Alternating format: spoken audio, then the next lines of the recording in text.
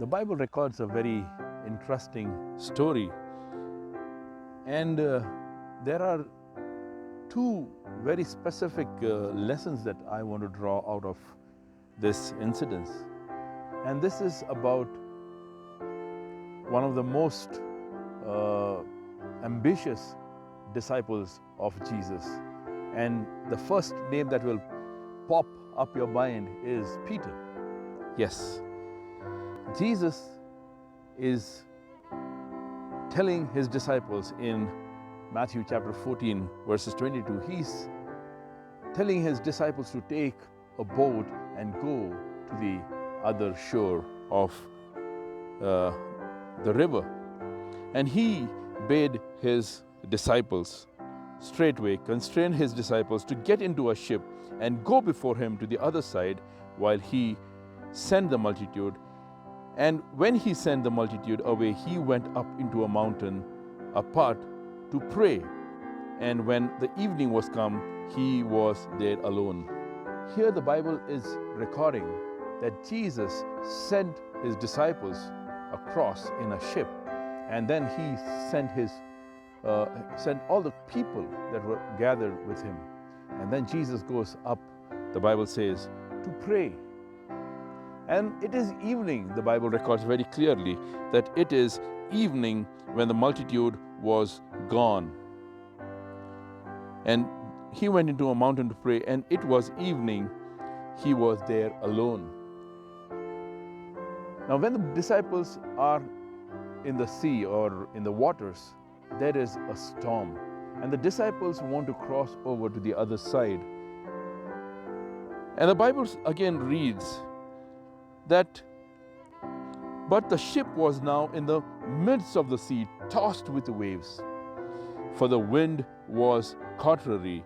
And in the fourth watch of the night, Jesus went to them walking on the sea.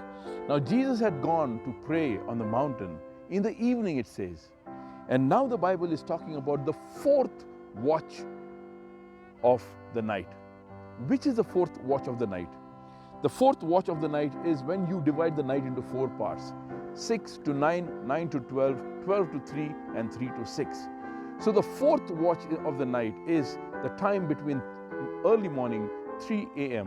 to 6 a.m.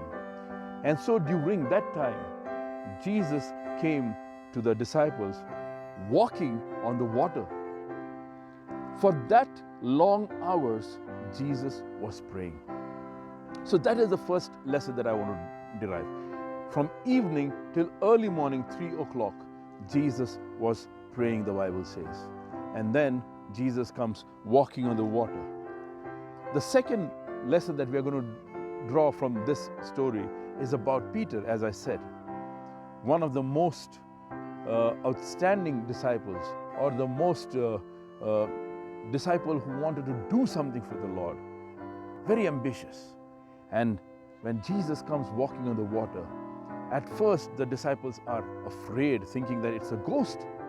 But when Jesus calls them and tells them it is I, Peter immediately reacts to that. And this is what Peter says. Verse 28 says, and Peter answered him and said, Lord, if it be thou, bid me to come unto thee on the water. Peter wanted to walk on the water just like Jesus. And he did, the Bible says, as long as he was looking at Jesus.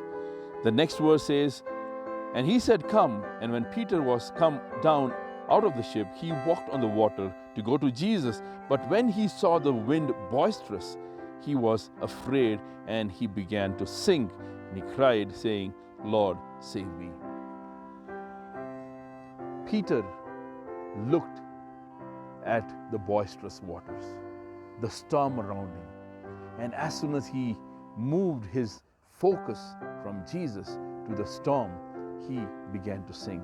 And then Jesus goes on to call Peter, you man of little faith. He had a doubt in his mind, and Jesus asked him, why do you doubt? And Peter is raised out of the water by Jesus. Jesus put his hand forward and raises Peter out. So this is the second lesson that I want to derive from this incident, and that is, let us focus on Jesus. We are in a very, very stormy weather. There is boisterous wind around us. There is sickness, death, peril, pestilence. You can name it, and it is around us. But as long as you are focusing your gaze upon Jesus, you will not drown. So let us not look at the things around us, but let us look at Jesus. Jesus, who called Peter, come, he is calling us, come. And you and I can walk on this boisterous, stormy waters as long as we have our focus on Jesus. This is Sanatan Rakshe for Breakthrough.